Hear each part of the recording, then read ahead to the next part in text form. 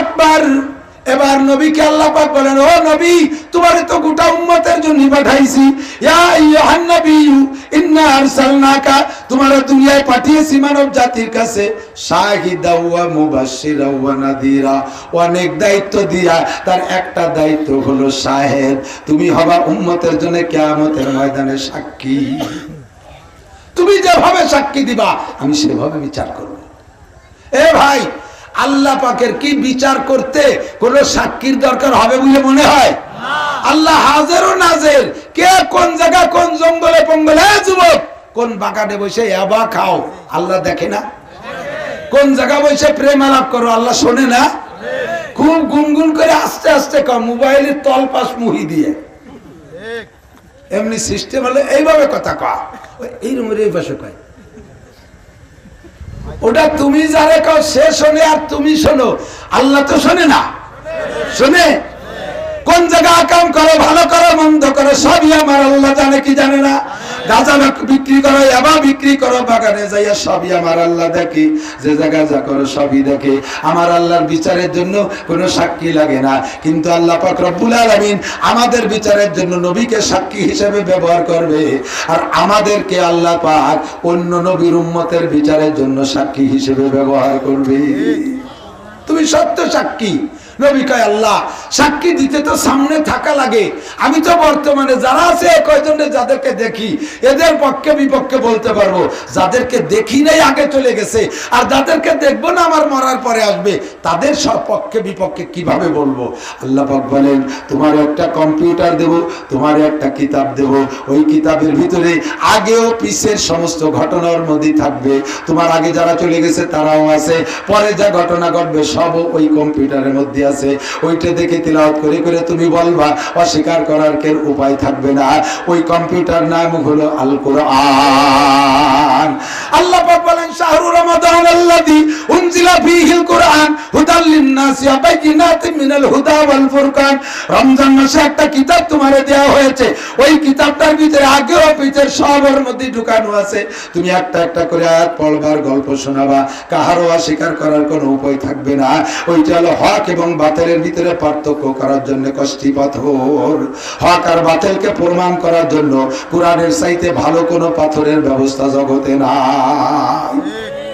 ঠিক কিনা? আমার নবী পক্ষে সপক্ষে বিপক্ষে বলবেন, ফয়সালা হয়ে যাবে। এক নম্বরে নবী সত্য সাক্ষী, দুই নম্বরে শাহিদা ওয়া মুবাশশিরা। নবীকে বলেন, ওগো নবী, আমি তোমারে পাঠাইছি উম্মতের জন্য সুসংবাদ দেওয়ার জন্য। আমার দিক সুসংবাদ দিলে, এই এদিক সুসংবাদ দিলে মানুষে কিন্তু কাজের প্রতি আগ্রহী হয়। কথা কেন? আপনি ব্যবসা করবেন, ব্যবসার লাভটা যদি আগে জানেন তাহলে ব্যবসা করতে সহজ হয়, ব্যবসার প্রতি আগ্রহ হয়। ঠিক কিনা? আল্লাহ নবীকে আল্লাহ বলেন, তুমি উম্মতকে সুসংবাদ দাও। সুসংবাদ দিলে উম্মত সাহসী হবে, ইবাদতের প্রতি আগ্রহী হবে। তোমারে পাঠাইছি সুসংবাদ দেওয়ার জন্য। নবী বলেন, আল্লাহ কি সুসংবাদ দেব? এক নম্বর সুসংবাদ দাও, দুনিয়ায় শয়তানে যাইয়া আমার বান্দাদেরকে হাজারো হাজার প্রকার গুনাহ করাইতেছে। গুনার জগতে, বর্তমান জগতে যত প্রকার গুনাহ আছে, এখানে যত মানুষ আছি, আমি একটা একটা করে গুনার নাম কইলে ইনশাআল্লাহ এই সব গুনাহ আমাদের মধ্যে বন্টিত আছে। একটা গুনাহ আমাদের থেকে ছোট নাই। শিরকি গুনাহ আছে না নাই? শিরক করনেওয়ালা আছে না নাই? শিরকি গুনাহ, কুফরি গুনাহ, বেদাতি গুনাহ, কবিরা গুনাহ, সগীরা গুনাহ, নামাজ পড়ি না, রোজা রাখি না, হজ করি না, যাকাত দেই না, ফরজ আদায় করি না, ওয়াজিব আদায় করি না, সুন্নাত আদায় করি না, মদ, গাঁজা, ইয়াবা, ফেনসিডিল, হিরোইন, জারি যাত্রা, করসা, গাজির গান, গুণযাত্রা, আইঠেলা, জাল দলিল, মিথ্যে সাক্ষী, মিথ্যে মামলা, এরপরে যত প্রকারের গান বাজনা আছে সবগুলো করা, আল্লাহু আকবার, জিনা, ব্যভিচার করা, এরপরে যত প্রকার সমিতি আছে সমস্ত সমিতির সাথে সংশ্লিষ্ট হওয়া, এই সবগুলো গুনাহ করনেওয়ালা আমাদের মধ্যে আছে না না? যত প্রকার গুনাহ আছে বান্দা গুনাহ করবে। আর গুনার নিয়ম হলো, একবার প্রথম যখন গুনাহ করে তখন গুনাহ করার সময় অন্তরে একটু একটু ভয় ভয় লাগে। গুনার ভিতরে একটু ভয় ভয় লাগে। করতে করতে ওই গুনাহটা করার পরে যদি কোনো রিয়াকশন না আসে, একবার জিনা করে ভয়ে ভয়ে যদি জিনার কারণে কোনো রিয়াকশন না আসে, সমাজে ধরা না পড়ে, বিচারের সম্মুখীন না হয়, কোনো মারাত্মক রোগে রোগাক্রান্ত না হয়, তখন ভিতরে সাহস আছে, তাহলে জিনা করলে তো অসুবিধা হয়নি, একবার তো করলাম, তা আরেকবার করি। আরেকবার করিও দেখে কোনো বিপদ আসে না, এরপরে কয় তাহলে আরেকবার করি, করতে করতে করতে করতে একসময় গুনাহটা অভ্যাসে পরিণত হয়ে যায়, তারপরে যে গুনার আর গুনাহ মনে হয় না। কথা বল। আর গুনারে যখন গুনাহ মনে না হয়, গুনাহ যখন অভ্যাসে পরিণত হয়, তখন গুনারে গুনাহ মনে হয় না। আর যখন গুনারে গুনাহ মনে না হয়, তখন গুনাহ থেকে তওবা করা সম্ভব হয় না। গুনাহকে যদি গুনাহ মনে না করেন, তাহলে গুনাহ থেকে তওবা করা সম্ভব হয় না। যে লোকগুলো দাড়ি কাটতেছে, কাটতে কাটতে অভ্যাসে পরিণত হয়ে গেছে। কথা বলেন। এখন তারা এই দাড়ি কাটালে গুনাহই মনে করে না, বরঞ্চ দাড়ি কাটার পক্ষে দলিল পেশ করে। কয় যে মিশরের লোকে দাড়ি রাখে না, মিশরের কারি আব্দুল বাসেত সাহেবের মুখে দাড়ি দেখলাম না, সেদিনকে ঢাকা বাইতুল মোকাররমের ওখানে মিশরের থেকে কারি আসছে, ইরান থেকে কারি আসছে, বিদেশ থেকে মালয়েশিয়া থেকে কারি আসছে, আন্তর্জাতিক খ্যাতি সম্পন্ন কারি। বাংলাদেশের প্রতিযোগিতায় তারা 1 নম্বর পুরস্কার নিয়ে গেল, তার একটারও দাড়ি নাই। আপনারা দাড়ি নিয়ে অত কামড়া কামড়িয়ে কেন? এবার দাড়ি না রাখার পক্ষে দলিল দেওয়া শুরু করে দেয়। সুদ খাইতে খাইতে অভ্যাস হয়ে গেছে। সুদ খাইতে খাইতে যখন অভ্যাস হয়ে যায়, তখন সুদরে গুনাহ মনে হয় না। ঘুষ খাইতে খাইতে যখন গুনাহ মনে হয়, তখন ঘুষরে গুনাহ মনে হয় না। বেপরদা করতে করতে অভ্যাস হয়ে গেছে, বেপরদারে গুনাহ মনে হয় না। কথা বলেন ঠিক কি না? গুনাহ অভ্যাস হয়ে গেলে আর গুনারে গুনাহ মনে হয় না, তখন ওই গুনার বোঝা হয়ে যায়। হঠাৎ করে যখন একদিন অনুশোচনা অনুভূতি আসে, আরে আল্লাহ সর্বনাশ করছি, সর্বনাশ পীর সাহেবের মাহফিলে গেছে, তবলিগের কোনো বয়ানে শুনছে, চণ্ডীবদ্দির পীর সাহেবের বয়ানে কান্নাকাটির বয়ান শুনছে, ওই বাহাদুরের পীর সাহেবের কান্নাকাটির বয়ান শুনছে, মুফতি আব্দুল গফর সাহেবের বয়ানে কান্নাকাটির ভিতরে বসছে, তখন ভিতরে আতঙ্ক করছে, সর্বনাশ করছে। কাজটা করছি কি, আমি তো গুনার জগতে কিচ্ছু ছাড়ি নাই। এখন বয়তে চিন্তা করতেছে যে তাহলে আর আমার গুনাহ মাপের কোনো সুরত নাই। এই সময় শয়তানও বুদ্ধি দেয়, তোর আর উপায় নাই, তোর বাঁচার কোনো উপায় নাই, তোর কোনো উপায় নাই, তোর যে পরিমাণ গুনাহ করছিস এই কি আল্লাহ মাফ করে নাকি? তখন মানুষে আরো বিচলিত হয়ে যায়, আরো নষ্টের দিকে হয়ে চলে যায়। নবী পাককে আল্লাহ পাক বলতেছেন, বলে দাও কুল, হে নবী তুমি উম্মতরে বলে দাও, ইয়া ইবাদি, ইয়া ইবাদি, হে আমার বান্দারা। আল্লাহ পাক নবীকে বান্দা বলে ডাক দিয়েছেন, আমাদেরকে আল্লাহ বান্দা বলে ডাক দিয়েছেন। বড় মায়ার ডাক, বড় ভালোবাসার ডাক। কেউকে যদি দূরে সরাইতে হয়, তাহলে তারে আমার বাংলা ভাষায় সম্বোধন শব্দ আপনা আপনি। যদি তার সে একটু নিকটে মনে করা হয়, তাহলে তুমি তুমি করে বলা বলি হয়। একেবারে মোহাব্বত যা করে যারে, সবচাইতে আপন যারে জানে, তারে তুই তুই করে ডাকে, তারে তুই তুই করে ডাকে। আল্লাহ পাক সম্বোধনের অনেক শব্দ জানেন, আল্লাহর ভাষার অভাব নাই। আল্লাহ তার ভিতরে সবচাইতে প্রিয় ভাষা ব্যবহার করছে, হে আমার বান্দারা, হে আমার বান্দিরা, হে আমার পাগলরা, লা তাকনাতু মির রাহমাতিল্লাহ, আল্লাহর রহমত থেকে নিরাশা হইস না। ইন্নাল্লাহা ইয়াগফিরুদ যুনুবা জামিআ। নবীকে বলতেছেন কুল, নবী তুমি বলে দাও, ইয়া ইবাদিয়াল্লাযিনা আসরাফু আলা আনফুসিহিম, হে আমার বান্দারা যারা নফসের পর জুলুম করেছো, জিনা করে জুলুম করেছো, ব্যভিচার করে জুলুম করেছো, হাজারো গুনাহ করে জুলুম করেছো। তুমি শুধু শিরকি গুনাহ যদি না করো, শিরকি গুনাহ যদি তুমি না করো, আর কুফরি গুনাহ যদি তুমি না করো, আল্লাহ পাক বলেন, ইন্নাল্লাহা লা ইয়াগফিরু আন ইউশরাকা বিহি ওয়া ইয়াগফিরু মা দুনা যালিকা লিমান ইয়াশা। শিরকের গুনাহ আর কুফরি গুনাহ যদি তোমার আমলনামায় না থাকে, আর যত গুনাহ তুমি করো না কেন, সাধারণ একটা ভালো কাজ দেখা আল্লাহ তাআলা তোমার সমস্ত গুনাহ মাফ করে দেবে। বান্দা লা তাকনাতু, নিরাশা হইস না, চলে আয়, সতবার আগার তওবা শিকাস্তি বাজা। এবার লজ্জা পাইতেছে, আমি কি করে আল্লাহর সামনে যাব? এই গুনাহ থেকে 100 বার তওবা করছি হুজুর, 100 বার তওবা করছি যে বিড়ি খাবো না। হাসবে গুয়াম কে ফরদা তার কে সওদা কুনা, বাজে চু ফরদা সওয়াদিম রোজেরা ফরদা কুনা, বাজে চু ফরদা সওয়াদিম রোজেরা ফরদা কুনা। প্রত্যেকদিন কই আগামী কালকে তার বিড়ি খাবো না, কাল আসলি কই না আজকে ডাকালি খাই, আগামী কালকে থেকে খাবো না। যারা ঘুষ খায় তারা কয় আর কোনোদিন ঘুষ খাবো না, কালকে তার খাবো না। কাল যখন আসে আবার টাকা আসলে হুঁশ থাকে না, ঘুষ দে ঘুষ দে, ঘুষ দেখলে হুঁশ থাকে না। কথাটা ঠিক কি ঠিক না? অদস্তরে এমন করে বহুবার তওবা করেছি, আবার তওবা ভঙ্গ করছি। আল্লাহ কয় সববার আগার তওবা শিকাস্তি বাজ আ, 1000 বার 100 বার যদি তওবা ভঙ্গ করো, তবুও তুমি চলে আসো, আমি আল্লাহ পাক তোমার গুনাহ maaf করে দেব। শুধু maaf করে দেব না, ইযাফ লাহুল আযাবু ইয়াউমাল কিয়ামাতি ওয়া ইয়াখলুদ ফীহি মুহানা ইল্লা মান তাবা ওয়া আমানা ওয়া আমিলা আমালান সালিহান ফাউলাইকা ইউবাদদিলুল্লাহু সাইয়্যাতিহিম হাসানাত। তুমি যদি খালেস তওবা করো, তাহলে তোমার জীবনের সমস্ত গুনাহ শুধু মাফ করে দিয়ে শেষ হবে না, বরঞ্চ গুনাহ সংখ্যা পরিমাণ নেকিও আমলনামায় দিয়ে দেওয়া হবে। এ ভাই, আল্লাহর স্বভাব আর মানুষের স্বভাবের মধ্যে পার্থক্য কি? মানুষের স্বভাব হলো যদি কোনো অপরাধী ধরা পড়ে তাহলে ওই জাতীয় অপরাধী এলাকায় যত হয়েছে সব অপরাধ ওর গাড়ি উঠে দেয়।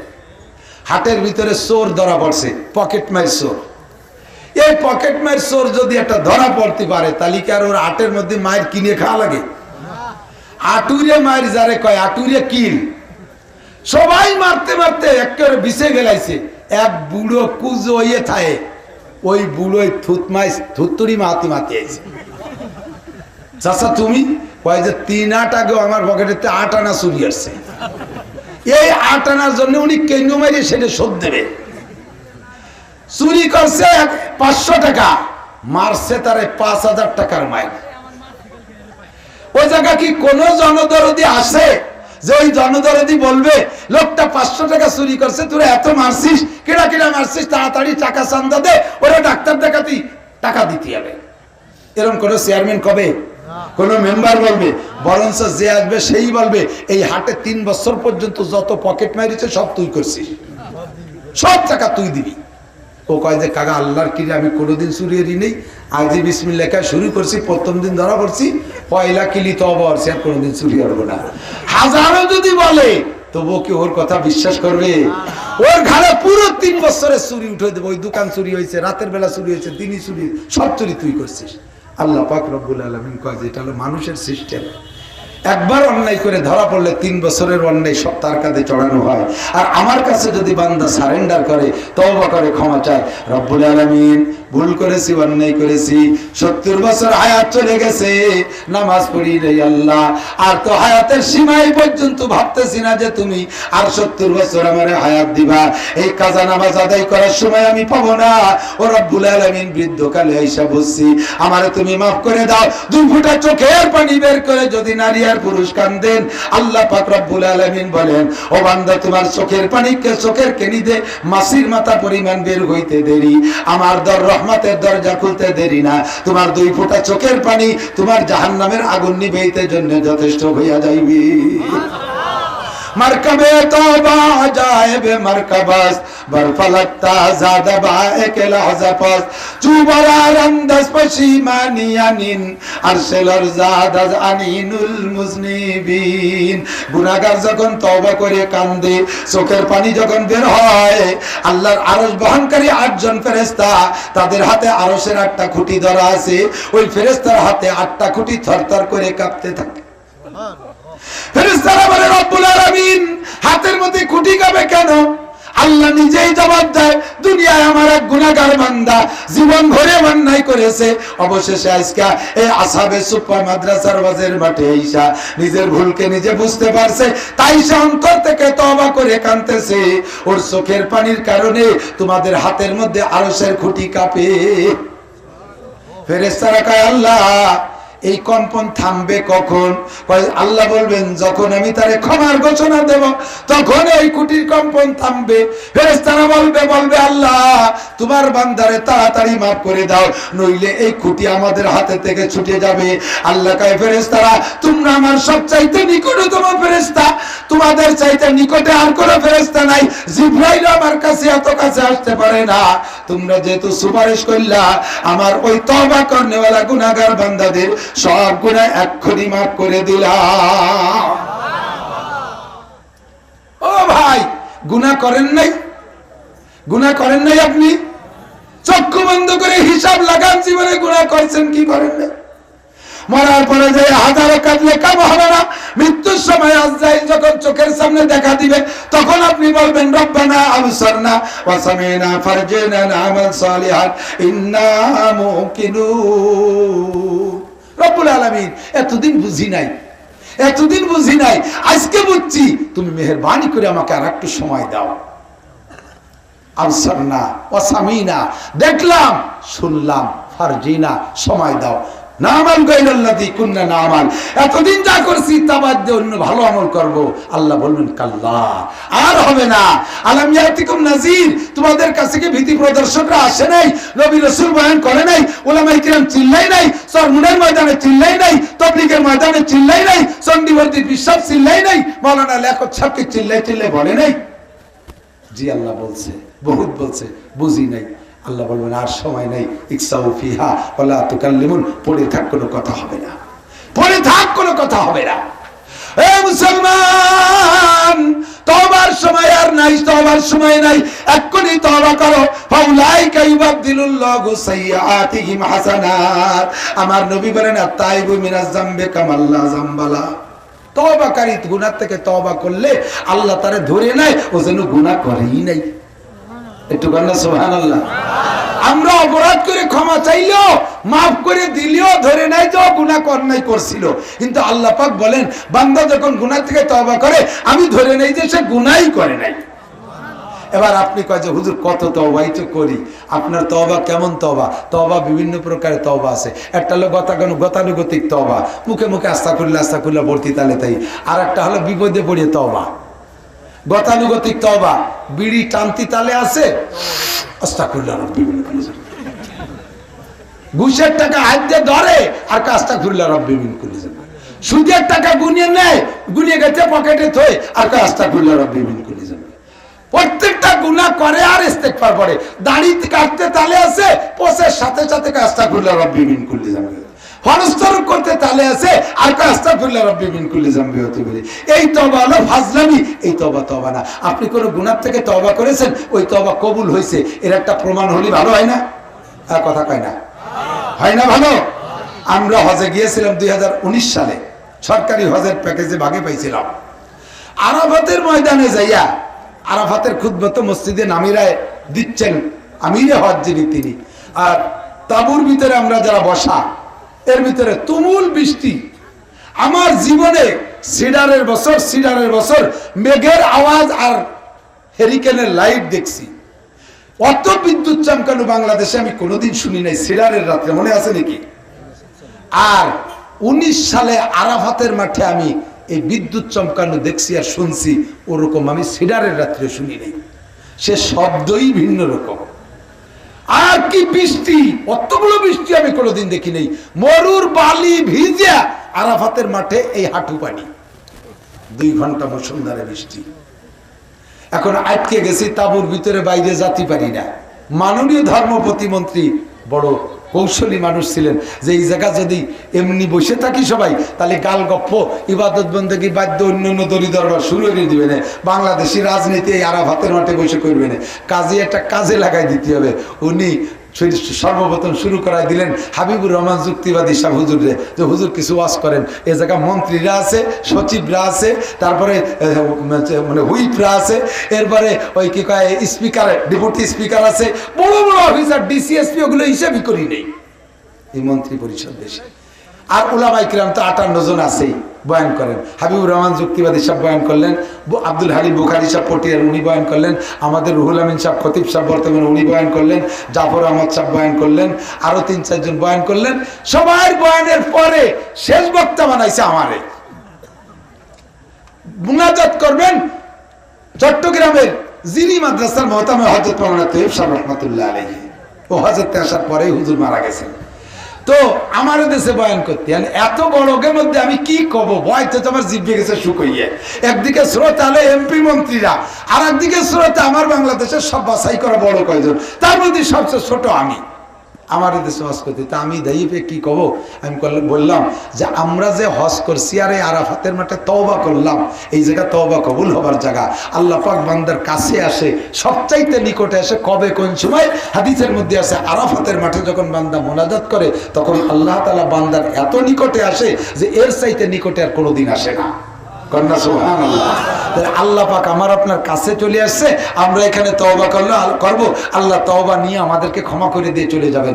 আমাদের এই তওবা আর আমাদের হজের নাম হবে হজ্জে মাবরুর, কবুল হজ। এর একটা প্রমাণ আমি বুঝিয়ে দিতে চাই, এই প্রমাণটা আমরা নিয়ে যাব ইনশাআল্লাহ। বাংলাদেশে যে প্রমাণ করব, বলবো মন্ত্রী পরিষদ বললেন, সবাই বলেন জি হুজুর বলেন, তাহলে আমাদের এবারে হজ যে কবুল হয়েছে এর একটা প্রমাণ মাপকাঠি আপনি শিখিয়ে দেন। বললাম যে তওবা কবুল হয়েছে আর হজ কবুল হয়েছে, এর প্রমাণ হলো বাংলাদেশে আপনারা আমরা থাকতি যে যে আকাম করছি, হজেতে যাইয়ে যদি সেই আকাম আর না করেন তাহলে বুঝবেন যে হজ কবুল হয়েছে। বাংলাদেশের আসার সময় দাড়ি কাটিয়ে আসছেন, আর এই হজের কয়েকদিন দাড়ির আগা বেরোয় গেছে বেশ খানিক, পোয়া ইঞ্চি কের আধা ইঞ্চি কের বাড়ে একটু বেশ কম আছে। তো এই যে আলাল আগা আগা বেরোইছে দাড়ির, এই দাড়ি যদি আর না কাটেন তাহলে বুঝবেন যে হজ কবুল হয়েছে। বাংলাদেশে থাকতে নামাজ পড়তেন না, এখন আর নামাজ পড়েন, হজরতে যাইয়ে যদি আর নামাজ না ছাড়েন, নামাজ নিয়মিত পড়েন, তাহলে বুঝবেন যে কবুল হয়েছে। হজে আসার আগে বিভিন্ন জায়গায় আল দিতেন, টোন মারতেন, বাংলায় কয়ে দিচ্ছি, টোন মারতেন, মন মারতেন, সুদ খাইতেন, রাস্তা মারতেন, বিজিএফ কাট মারতেন, রাস্তার পিচ খোয়া মুয়া খাই বেলাই দিতেন, কারেন্টের লাইন দিতে যে খাম্বা তার তোর গিলে খেয়ে ফেলতেন। বাংলাদেশে যাইয়ে যদি আর না খান তাহলে বুঝবেন যে হজ কবুল হয়েছে। কথা বল না কেন?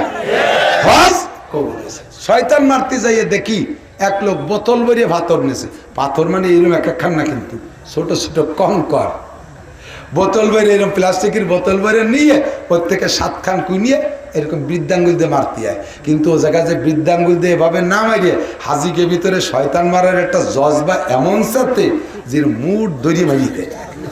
কেউ এরকম বড় একখান নেট ঠাস করে মেরে দেয়, অনেকে রাগ করে স্যান্ডেল খুলে মেরে দেয়, কেমন অরিজিনাল শয়তানটাই মারতেছে। এইরকম বুড়ো মানুষ লাফায় লাফায় ভেটে। একজন শয়তান মারার পরে 8 বোতল পাথর রয়ে গেছে, 3 দিন মারার পরে আধা বোতল রয়ে গেছে। আর উনি আমারে জিজ্ঞেস করতেছে, হুজুর এই আধা বোতল রয়ে গেলে এ কটা কি এরি? আমরা এ কটা বাংলাদেশে নিয়ে যাবো, এ জায়গার শয়তান যে কটা মারার দরকার আছে ওই কটা নিয়ে বাংলাদেশে মেরিয়ে দেবো। বাংলাদেশের শয়তানের অভাব নেই, কথা কন না কেন? এ কটা বাঙালি শয়তানকে মারবি, ঠিকই কইছেন, আমি আর নেবই নেব। তওবা কবুল হয়েছে। আমার কাশিনী হুজুর রহমাতুল্লাহ আলাইহি বলতেন, হাদিসেও বলে আপনি যে গুনাহ থেকে তওবা করেছেন মরণকাল পর্যন্ত যদি সেই গুনাহ আর কোনোদিন না করেন তাহলে বুঝবেন যে ওই তওবা কবুল হয়েছে।